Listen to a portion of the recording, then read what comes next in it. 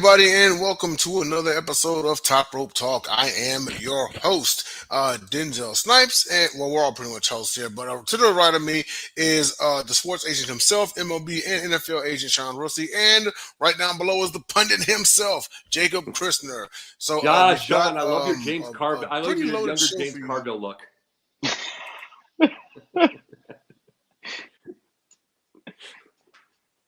Why not? You know, it's like you just don't have the Louisiana accent. Yeah.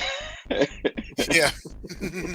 Well, before we get started, just want to remind everybody to follow us on all of our. Actually, Jacob, take it away. Let them know where to follow us. Oh, Sideline Sports, Sideline One Sports on the TikTok. You'll find me on. You'll find all three of us on Facebook under our names, of course. You'll. I am now. By the way, I am now on X. I am now on X, and I am Jake the Pundit, whatever, and everything like that. I'm on there, and I'm building up my deal, and I'm on Instagram and whatever. All right, and so we had a hell of a night on Saturday night, and that was for WWE Survivor Series War Games in San Diego, the much hyped event that had been hyped up for about the past, since last year it had been announced that it was in San Diego, and then the event finally arrives, and yeah, a bit of mixed emotions behind this one, but we'll go ahead and we'll get right to it. Give me 1 second here. We'll go ahead and get right to it here for our WWE Survivor Series War Games recap. We'll go ahead and start from the bottom and work our way to the top. So the Women's World Championship, champion Stephanie Becerra retained against Nikki Bella. I honestly don't have that much to say about this. I honestly think we could have done without this. And that's nothing against Becerra or Bella. I've met the Bella twins in person. They're awesome. But this match could have been on Raw. I don't know. Sean, what do you think, man? Yeah, I think the build to this match was just a little weak overall, and I think this is what happens when you try to do a build in a 4 to 6 week period versus, especially Nikki Bella is considered a legend. I think you could give that storyline 2 or 3 months to develop versus kind of rushing it so there's a women's championship match, at Survivor Series, because obviously, the rest of the women were involved in War Games, but I think it was a little bit of a rush storyline. But yeah, like you said, kind of what was expected. I didn't see any way Nikki was taking the title. Okay. And then Jacob, your thoughts? Well, see, and this is the big thing. Can you tell we have the gray hairs both on the beard and the top and everything like that with Nikki Bella as a legend? But really by itself, and see, I'm telling you this, Sean. You're talking about that you want to be able to, as far as the story, he's trying to build that story 3 months and everything. You got to remember, shows like Landman are going to basically 8 to 10 weeks. Yeah. Every show that we get is 8 to 10 weeks now. So people, even like WWE, like everybody else is afraid. Even though I want to have a more layered storyline, but we're all three of us are used to layered storylines. A lot of the younger ones are not. You know what I mean? They're used to the now. So as much as anything else, but really by itself, it was not a shock with this outcome by itself, because they're considering that it would have looked stupid with that short of a time to have Nikki win it. Absolutely. Well, okay, and now let's get to a little bit more. I mean, like I said, a shout out to Stephanie Becerra on the match. Honestly, that match could have been on Raw or SmackDown, and it would have made just as much an impact, really. But let's go on to our Intercontinental Championship match. So Dominic is now a two-time World Wrestling Entertainment Intercontinental Champion. I want to say World Wrestling Federation so bad, but anyway, Intercontinental Championship. It took the entire Judgment Day to take out John Cena. Me personally, I thought it was a little bit funny that Cena was getting jumped by the females. It was hilarious, but then ultimately, Liv Morgan comes back, and I was a little bit wrong last week. I said I thought that Liv Morgan would come out and attack Dom. That's what it appeared at first, but then she went on and attacked Cena and set up the finishing moves and the victory. So, two questions for you, Sean. Your thoughts about this match, and also how will John Cena's loss affect the final match? Yeah, so I mean, it put a lot of questions in my head in terms of, are they actually going to let him win his final match? Especially if Gunther does not win tonight, I'm definitely booking a Cena win over Solo or LA Knight. I don't think they'll have Uso lose to him, but I don't think they'll have Cena lose if it's not Gunther. And then like we talked about in the group chat, I would have just left the title on him, because then you elevate the person who beats him in his last match and you elevate the title. Yeah. Now you could have Dom run around saying, "Oh, I was the last person to beat Cena," but I don't know if how well that will play out at this time. I think that actually, believe it or not, would generate mass heat. I mean, I don't know what it is. Like, Dom has like that kind of that punchable aura. Like he could walk in a room and say nothing and you want to kick his ass. You know what I mean? But same to you, Jacob. Your thoughts about this match, and also, and you know what? I mean, was this the right call? And well, how was this they did the Undertaker 1994 deal. Just had everybody jump. It's just less people, but it's like they just had that. But really, by itself, what does it matter anymore? He's one shot. He's got one match away. Mm-hmm. It's one match away. It's like, and no, I don't think there's any other heat that he could get. I mean, they don't give a lot of heat these days. Yeah, as far as real heat, the only real heat that Dom could get left is taking his dad's mask and retiring him. I said that over and over again. But you've had that theory for months now. Yeah. It's like I don't think there's really, but the thing is, as far as Cena getting jumped by the women and everything like that, I'm like, it's the same as Mick Foley. They're too giving. He's too giving. It's like, no, I don't want to see him bumping for them. No, I do not.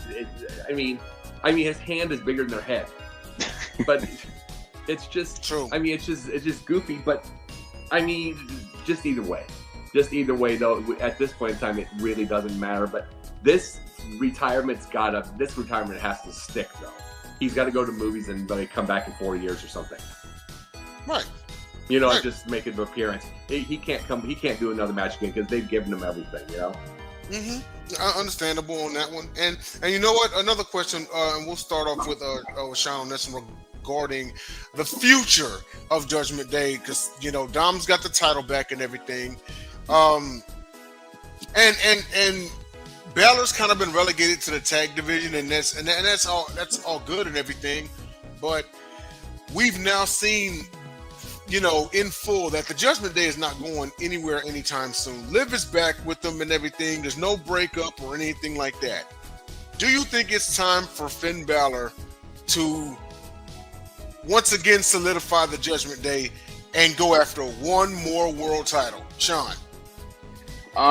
Yeah, it's tough because it seems like they've been kind of playing up where they were going to break up for a bit. And, they have lost the tag titles here recently after holding them for a long time, but not a lot of defenses in that reign.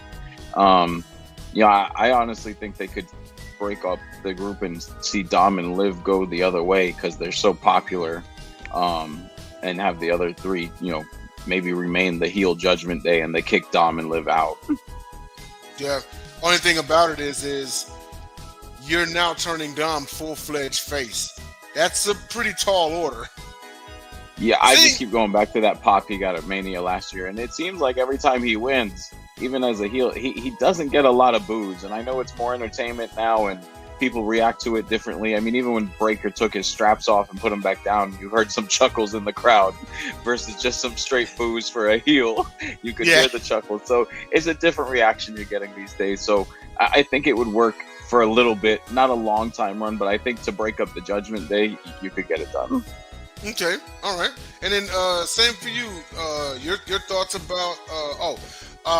Do you think that it's time for Finn Balor to perhaps chase one more world title? Let's just be completely honest. Before you bring that part up, there's only one character, and I'm talking about human being, depending on where it is, that can get legitimate, beautiful love or absolute searing hate. It's Donald Trump. That's it. Yeah. I think he goes to Alabama or Florida, you know what that's going to be. He goes to Washington D.C. or New York, you know what that's going to be. Exactly. It's basically like Canada, United States thing, and he's just a walking version of it. Yeah, but there's no in between. Yeah, but the big thing. I mean, the big thing over, and I was bringing this part. I want to say this. I want to answer this part right here. Was it anything the right call? In truth, I might have had Cena go 9-10 straight. I mean, the one thing is Mick Foley, in his retirement, put everybody over. He might as well put everyone over. I wanted to answer that. He might as well put everyone over on the way out because that's what wrestlers did forever and ever and ever. And amen. Right. And everybody talks about. And by the way, everybody talks about that his that his nemesis was Brock Lesnar, and he just couldn't take him. Mm-hmm. You want to know? You don't want to know what John Cena is to Brock Lesnar. It's basically the Tennessee Titans to the Philadelphia Eagles. And it's like, I mean, out of 10 games, Tennessee might have the greatest day in the world, like Cena did one time.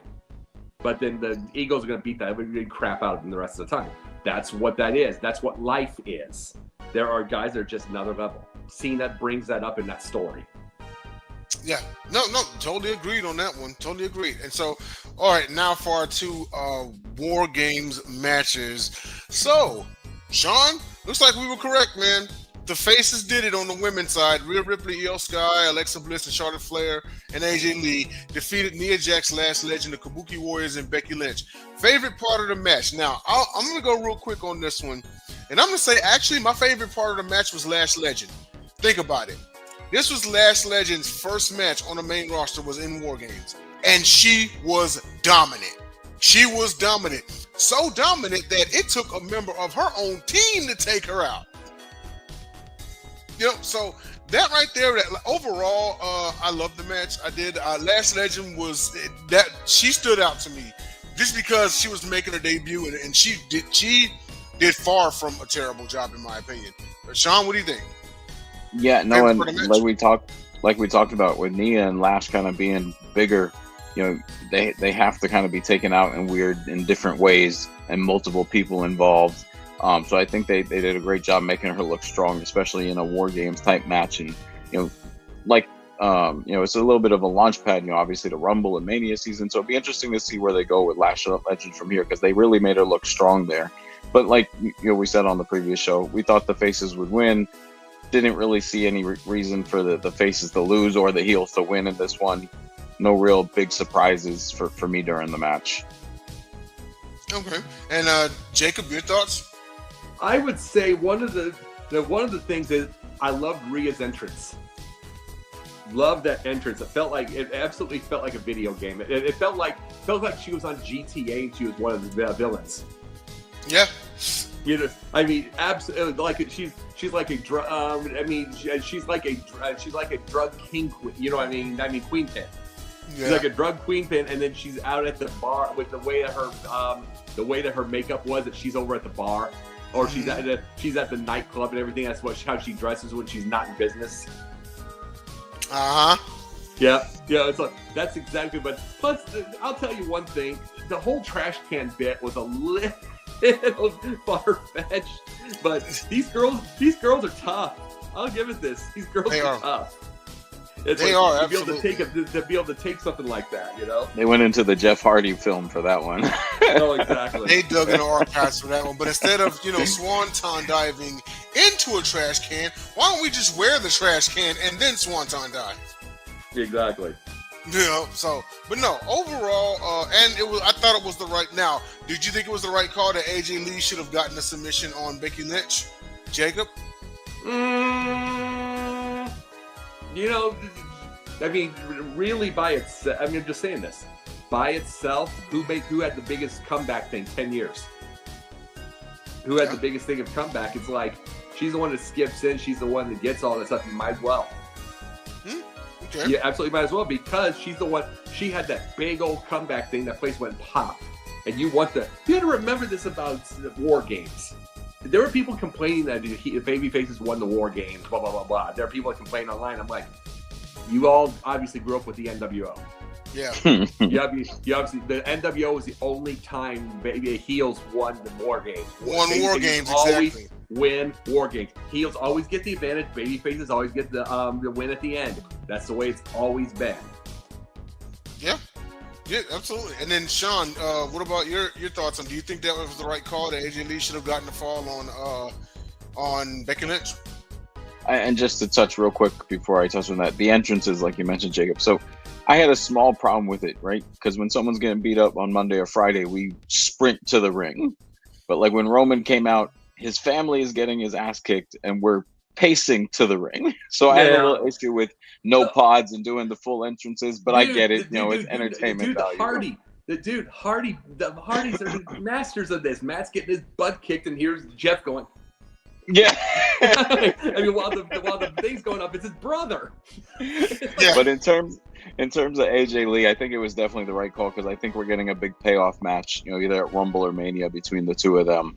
What the specialty of that match will be, and whether it's Hell in a Cell or whether it's a submission match, whatever it may be.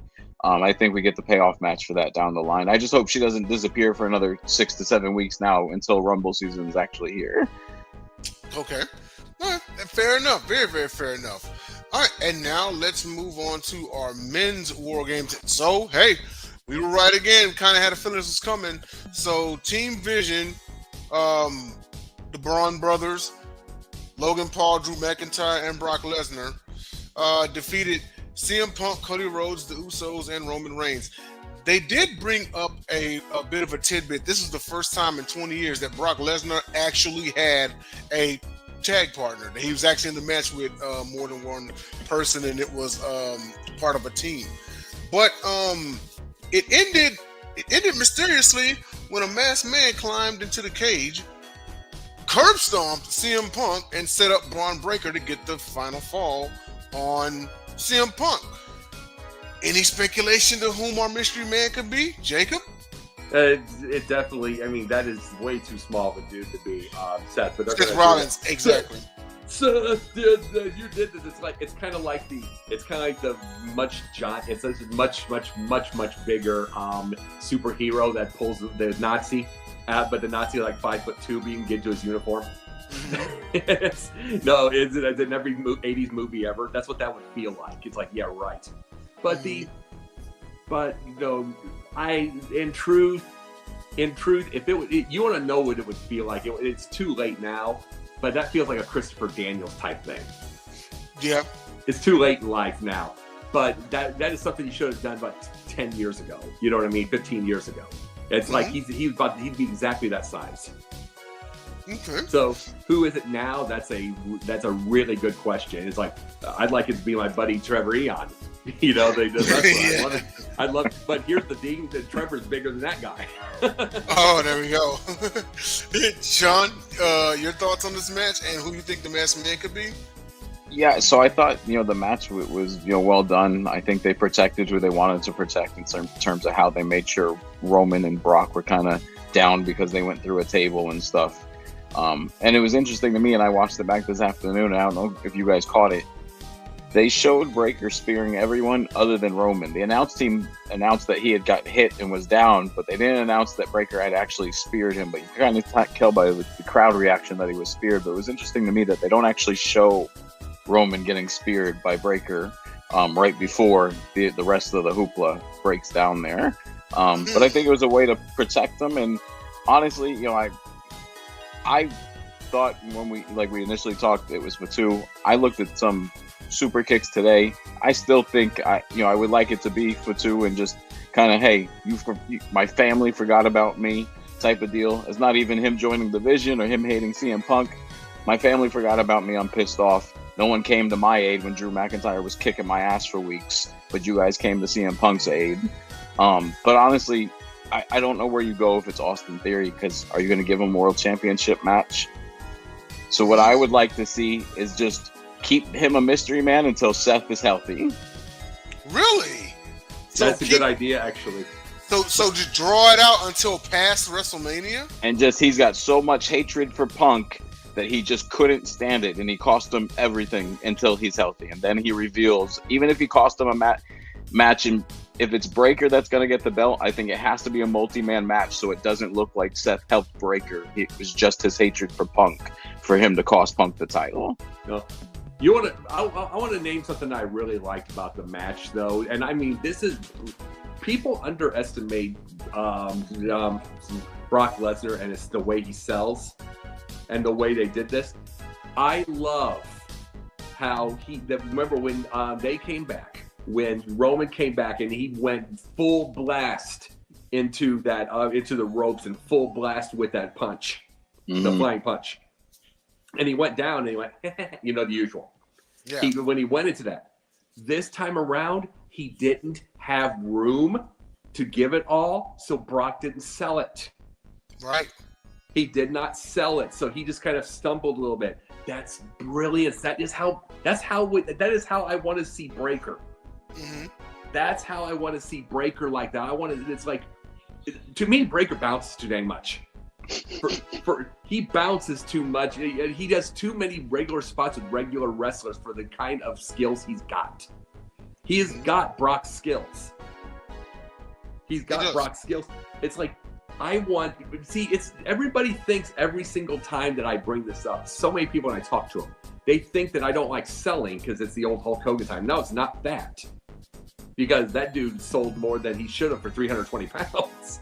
But it isn't that. It's, if it's a really, really, really I mean, if it's something like a Breaker, if it's someone like a Lesnar, and they are well ahead of you in your skills, in the skills department, I like a story where you have to be destroyed and have to figure it out. Yeah. It's like, it should not be back and forth. And I was bringing up the Tennessee Titans and the Philadelphia Eagles. It shouldn't be back and forth. That should be a 40-point game. No, and it just, to echo your point, I think that's where they messed up with Lashley the second time they brought him in. Yeah. Too much of making him look like he wasn't who he was, but early on he was destroying everyone. But then 6 months in, all of a sudden he's going back and forth with people that just he shouldn't be going back and forth with. Yeah, this is the same dude that, and Jacob, we've shared this clip back and forth. The same dude that power slammed Viscera. Yeah, I mean, if you've got guys with that kind of movement, the only guy that should knock him over is Brock. The only guy that should knock Brock over is Bobby. You know, unless he screws up. You know what I mean? It's like the one thing I gave credit to the Dom for was he didn't even flinch Gunther when they faced each other. Didn't even flinch him, and it's like he got it. It's like, I mean, I think Gunther went down once when he missed. You know, it's like he didn't even, and that's the whole thing. If you have a skill level that's a next level. Like, to me, I hated when Kurt Angle sold for certain. I wanted Kurt Angle to squash Hulk Hogan. I wanted him to. I mean, what's that beaten up old man that's got the flexibility of a 2x4? What's he doing even touching Angle? In his prime Angle at that. Yeah. What's he doing? I mean, that tells me, if you were going to play the game, that's telling me that wrestling is completely fake and it's a work. If we were back in that time. Yeah. I mean, indeed. Go ahead. I'm sorry. Oh no, I was gonna say, move on real quick to our last topic because we got 2 minutes left. This is our top rope throwback. So, December of 1998, Austin actually hangs the Undertaker symbol following the victory over The Rock and the Undertaker when he tagged with Mankind. Sean, your thoughts about this? Yeah, so this was one of the bigger tag matches in terms of some of their top individual stars, as they had Austin and Mankind team and Rock and Undertaker team. You know, the corporate ministry had just kind of been loosely formed. For me, it was more of a, hey, we understand you have our backs, we have your backs, versus them being an actual group together. They came out a few times, but I felt like they were still more separate entities. But Taker and Austin's rivalry was really heating up at that point. And after Austin wins that match, you know, Taker and Rock jump Mankind, throw him out the ring, I believe. Then they jump Austin, and Austin eventually ends up, you know, on the cross. It caused some controversy outside of WWE, but I think, you know, inside the building, it went over well. It was a well-played angle in terms of where they went with Taker and Austin down the line. Okay. And then, Jacob, your thoughts about this moment? They did, and just like the one thing that made Austin so much was the fact that he got jumped, he'd keep fighting until he had no more. Right. They did it. Here's the thing. They jumped him and knocked him out to be able to put him on that cross. It wasn't like, oh, I'm going to lay here. Yeah, you know, I'm going to lay here. I'm going to wait for them to get it. It's like they jumped him and they hit it hard. And it's like, that's what you do with someone that is a brawler. And And I remember that. It was a tough. I remember that by itself. Yeah, you got to remember it. That kind of thing. I'm surprised because that kind of thing with the cross in ECW took Angle away from it. Yeah. Because Angle was always a believer. So, so that took him away. I'm guessing they talked. I'm guessing they all talked it out, and he wasn't involved. I guess you know what I mean. So he wouldn't do it. Okay. Yeah. And then, and actually, right before we go off the air, interesting tip. What year was that, by the way? What year was it, by the way? About 98, 99. 99, he wasn't there. He wasn't there because he wasn't there, so he wouldn't know it. Okay. No, actually, I think I know who you're talking about, and that is actually The Undertaker. The Undertaker, being a devout Christian all his life, he said it was the hardest thing he had to do was play that version of The Undertaker for that time period. Well, and you got to remember, Dan Severn, they tried to get him to do the 666, and he's like, No, you can tell me, ask me to lose. That's like you're not going to tell me to lose. Yeah, exactly. Well, that's our show, ladies and gentlemen. Thank you for tuning in for our WWE Survivor Series recap episode. We'll be back with you next week. Monday Night Raw is on. Go enjoy Raw. Follow us on all of our platforms and all of our talk shows. We are back on this week. Thanksgiving is over with. Now it's time for the final stretch of 2025. So we will see you all next week for Top Rope Talk.